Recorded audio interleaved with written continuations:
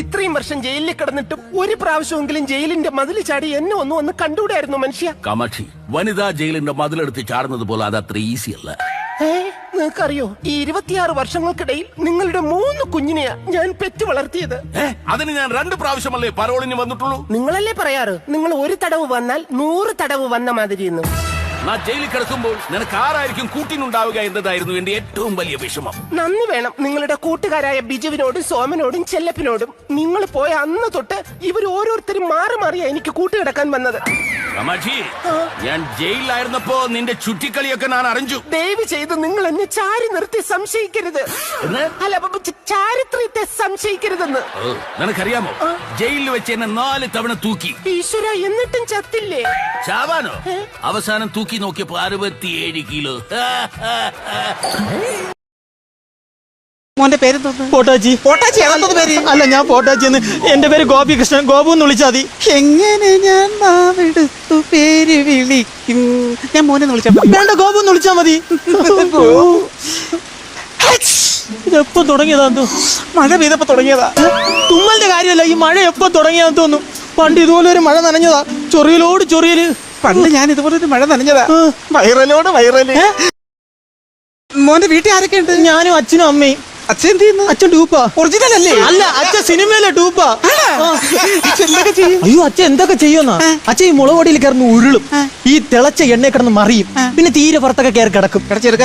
ഞാൻ നിന്റെ അച്ഛന്റെ കാര്യമാണ് ചോദിച്ചത്, അല്ല വീട്ടിൽ മത്തി വറുക്കുന്ന കാര്യമല്ല ചോദിച്ചത്. ഇതൊക്കെ അച്ഛന്റെ അഭ്യാസങ്ങള്. അച്ഛൻ അറിഞ്ഞൂടാത്തോണ്ടാ മോഹൻലാലിന്റെ മമ്മൂട്ടിയുടെ തോളിൽ കൈയിട്ടാ നടക്കണത്. അതെന്താ അച്ഛൻ ഒറ്റയ്ക്ക് നടക്കാൻ പറ്റൂലേ?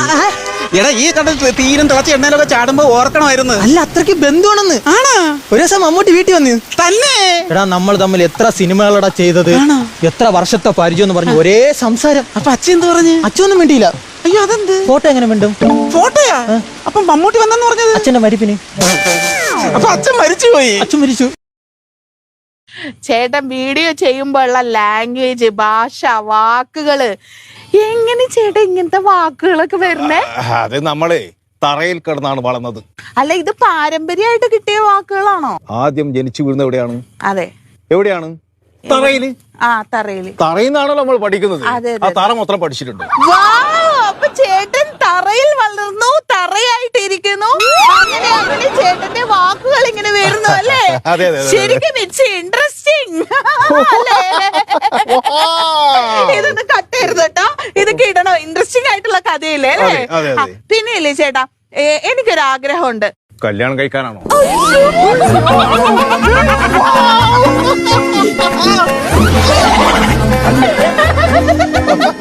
ചേട്ടാ, ചേട്ടൻ ഇങ്ങനെ ഉപയോഗിക്കുന്ന വാക്കുകളില്ലേ വീഡിയോയില്, അത് ഇന്നൊന്ന് പഠിപ്പിച്ചു തരോ? ഒരെണ്ണം എന്നെ പഠിപ്പിച്ചു തരോ? വേണ്ട, പിന്നെ പഠിപ്പിച്ചുതരാം. നിനക്കറിയാമോ, കുഞ്ഞുനാളിൽ നിനക്ക് എപ്പോഴും രവിയേട്ടനെ മതിയായിരുന്നു. നിനക്ക് ഓർമ്മയുണ്ടോ? പണ്ട് നമ്മൾ അരിയും കറിയും വെച്ച് കളിച്ച ഓർമ്മയുണ്ടോ? ഇല്ല. പുഴയിൽ പോയി നീന്തി കുളിച്ച ഓർമ്മയുണ്ടോ? ഇല്ല. വീട് പണിഞ്ഞ ഓർമ്മയുണ്ടോ? ഇല്ല. അച്ഛനും അമ്മയും കളിച്ച ഓർമ്മയുണ്ടോ? അത് അറിവില്ലാത്ത പ്രായത്തിലല്ലേ. അത് നിനക്ക്, പക്ഷെ എനിക്ക് ചിലതൊക്കെ അറിയായിരുന്നു. അന്ന് നിനക്ക് ഞാൻ കളിമണ്ണിൽ വീട് വെച്ച് തരുമായിരുന്നു. ആ മണ്ണ് ഞാൻ ഇന്നും നിന്റെ ഓർമ്മയ്ക്കായി സൂക്ഷിക്കുന്നു. എന്തിനാ നിന്റെ വായിലിട്ട് മൂടാനാ? അയ്യ, അതെന്തിനു വർത്താനം പെണ്ണേ? പിന്നെ നീ ഇങ്ങനെയൊക്കെ പറഞ്ഞ പിന്നെ എന്തോ പറയും? രവിയേട്ടന് വേണ്ടി നീ എന്തെങ്കിലും ഒന്ന് സൂക്ഷിച്ചിട്ടുണ്ടോ? രവിയേട്ട ഇപ്പൊ എന്താ പറഞ്ഞേ? എനിക്ക് വേണ്ടി നീ എന്തെങ്കിലും സൂക്ഷിച്ചു വെച്ചിട്ടുണ്ടോ? സൂക്ഷിച്ച് വെച്ചിട്ടുണ്ടോന്ന്? രവിയേട്ടനെ ഓർമ്മയുണ്ടോ?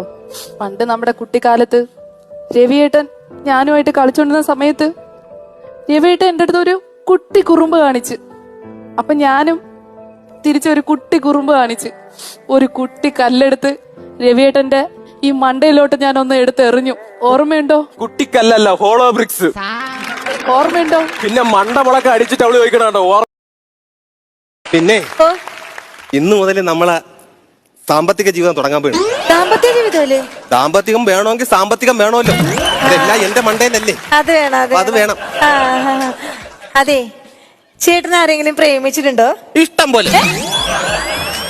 പോലെ പ്രേമിച്ചിട്ടുള്ളവന്മാരെ ഞാൻ കണ്ടിട്ടുണ്ട്. എന്റെ കൂട്ടുകാരന്മാരൊക്കെ ഭയങ്കര പ്രേമമാണ്. അവരൊക്കെ ഓരോരുത്തർക്കും ഓരോരോ പ്രേമങ്ങളാണ്. പക്ഷെ എനിക്ക് അങ്ങനെയൊന്നുമില്ല.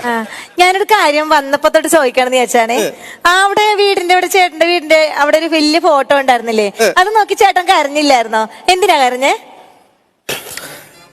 അയ്യോ, പിന്നെയും കരയാണോ? സോറി, ഞാൻ അല്പം ഇമോറലായി പോയി.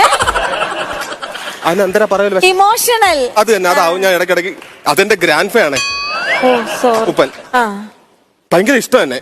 അതെ അല്ലേ? അദ്ദേഹത്തെ കണ്ടാ ഞാൻ വളർന്നത്. ഓ അദ്ദേഹം എന്ന് പറഞ്ഞാൽ ഒരു പ്രകൃതി സ്നേഹിയായിരുന്നു. ചുവാണ്. പുഴകളെ അദ്ദേഹം ഒരുപാട് സ്നേഹിച്ചിരുന്നു. അയ്യോ. എല്ലാ കാര്യങ്ങളും നോക്കിക്കാണുന്ന ഒരു മനുഷ്യനായിരുന്നു. വീട്ടിനടുത്തൊരു പുഴയുണ്ട്, ഓ. അതിനടുത്തൊരു കുറ്റിക്കാടുണ്ട്. അദ്ദേഹം പ്രകൃതി ഭംഗി ആസ്വദിച്ചുകൊണ്ടിരിക്കുകയായിരുന്നു. പിറകിൽ നിന്ന് മലവെള്ളം ഒന്ന് എടുത്തോണ്ട് പോയി. തീർന്നു. മരിച്ചോ? അപ്പൊ അപ്പന്റെ ബോഡി കിട്ടിയില്ലേ? അപ്പൂപ്പന്റെ ബോഡിയും കിട്ടി, അക്കരക്കരെ കുളിച്ചുകൊണ്ടുന്ന സുഗന്ധിയുടെ സോപ്പോട്ടിയും കിട്ടി. മരിച്ചെങ്കിലും എന്റെ അപ്പൂപ്പൻ സുഗന്ധിയുടെ സോപ്പോട്ടി ഇന്ന് പിടിവിട്ടില്ല. സുഗന്ധിയുടെ സോപ്പോട്ടിയും അദ്ദേഹത്തിന്റെ ബോഡിയും ഒരുമിച്ച് ദഹിപ്പിച്ചു. ശുഭം.